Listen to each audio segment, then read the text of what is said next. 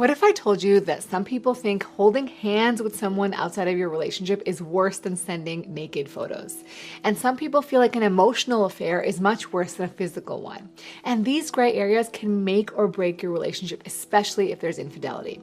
I'm Dr. Rena Malik, urologist and pelvic surgeon, and today we're talking about sexual, emotional, and physical behaviors to look at which ones people actually consider cheating. Well, why does this even matter? Well, we often assume that everyone has the same definition of cheating. And it seems preposterous to us when our partners or friends do actions that we consider as cheating, but they actually don't think is a big deal.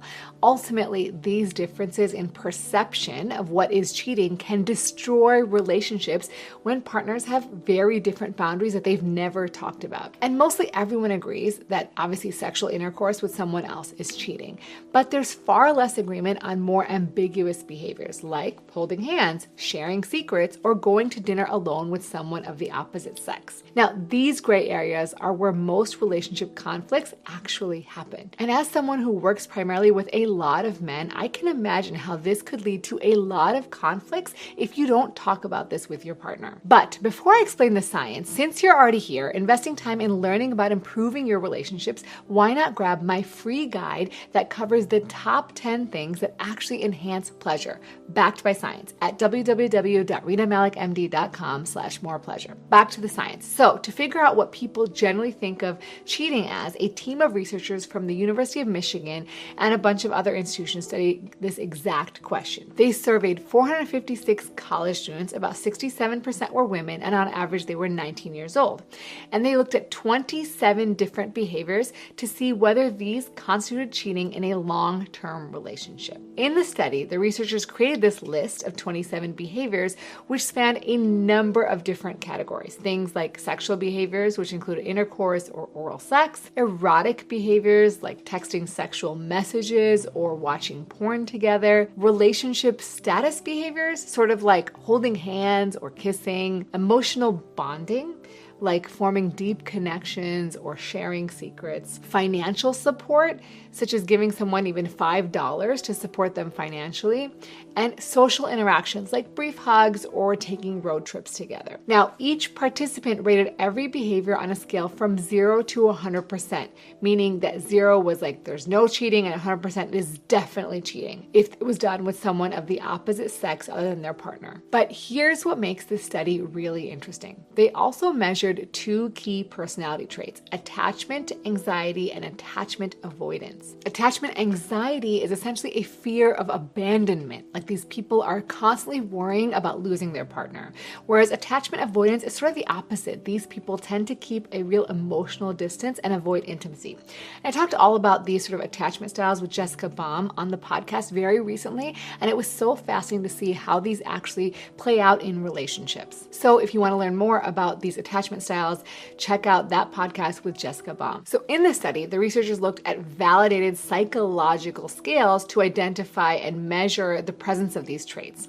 And then they tried to analyze basically how gender and attachment style influenced how they perceived these behaviors as cheating. So in terms of the results, some of these are really going to surprise you, because they definitely surprised me. First, the obvious stuff that everyone mostly agrees on. Sexual behaviors like intercourse, oral sex, showering together, these were rated as cheating by 96 to 98% of participants. But here's where it gets interesting. Erotic behaviors that don't necessarily involve direct physical contact, like texting sexual messages or emailing naked photos, were still highly rated as cheating, but not ubiquitous. It was about 75 to 88%. Now, the next thing I'm going to tell you actually contradicted what researchers thought they would find. Women actually rated sexual and erotic behaviors as more indicative of cheating than men did, not less. And this goes against the thought that women only care about emotional affairs, and traditional evolutionary psychology, which predicts that men would be more sensitive to sexual infidelity. Now, women also gave significantly higher cheating ratings to 10 different behaviors, and that included texting erotic messages, emailing naked pictures, watching pornographic movies together, holding hands, forming deep emotional bonds, which I think most people think that this is what women care about,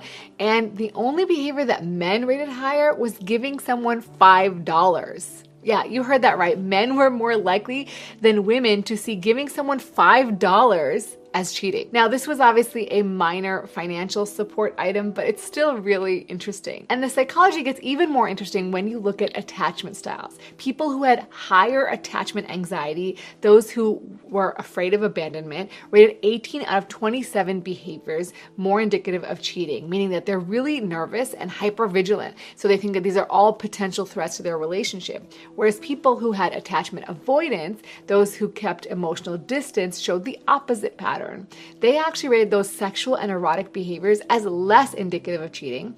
And this might be because those people are more likely to actually do those behaviors themselves when they're in relationships because they're avoiding sort of intimacy. And how intense the behavior was actually affected how likely someone called it cheating. For example, kissing on the lips was seen as more serious than kissing on the cheek. Giving someone $500 was rated much higher rather than giving someone $5. And hugging for more than 10 seconds was more serious than a brief hug. And sleeping in the same bed was worse than just staying in the same hotel room. And researchers call this like the signal strength effect. Basically, the stronger the signal of a romantic or sexual interest, the more likely people were to call it cheating. Now, finally, when they analyzed all the data, they came up with 3 clear categories. Obviously, sexual and erotic interactions. These were about 93% likely to be called cheating. And that was, again, intercourse to sexting. And both men and women rated these highly, although women rated them slightly higher. The next was close relationship behaviors. And this was 42% on the cheating scale. This included things like holding hands, going to dinner, sharing secrets,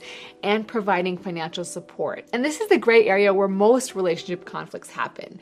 And not surprisingly, right? I can see how somebody could think that this is just a normal friendship and others would find this as being too close. And specifically, if you're with a partner who has attachment anxiety, they were more likely to rate close relationship behaviors much higher as cheating. And where more secure people saw this as normal friendship. And casual social interactions, only 11% of people thought this was cheating. So this is brief hugs, telling jokes, calling about work problems. The large majority of people don't see them as cheating. So what does this mean for you and your relationships? First, guys, have the conversation. Don't assume your partner shares what you think is cheating. And the ratings for cheating ranged anywhere from 9% to 98% depending on the behavior, which shows really there's a huge variation. And something that might seem really innocent to you might feel like a betrayal to your partner. Second, try to understand your and your partner's attachment style. If you are constantly worried about your partner's friendships or casual interactions, it might not be that you're controlling, you may have higher attachment anxiety. So it's important to realize it and be able to communicate about it rather than allowing it to create conflict. And lastly, consider how strong the signal is. Obviously the context and intensity matter enormously. A work dinner is very different from having a romantic dinner one-to-one, and a quick hug is different from a very long embrace. And lastly, recognize that there are obviously gender patterns. Guys, this is not new to you. Women in the study were more likely to identify various behaviors as cheating, not just emotional ones. Now, a little caveat, this study looked at American college students who were on average 19 years old. The results might have been different if they looked at older adults or those who were actually in long-term marriages or people with different cultural backgrounds. But the bottom line is cheating isn't black and white. It is sort of on a continuum, and where you draw the line depends on your gender, your attachment style, and your personal experiences. And behaviors that might seem obviously innocent to you might actually feel threatening to your partner. And it's not necessarily your fault or their fault, it's just that you have to have the conversation.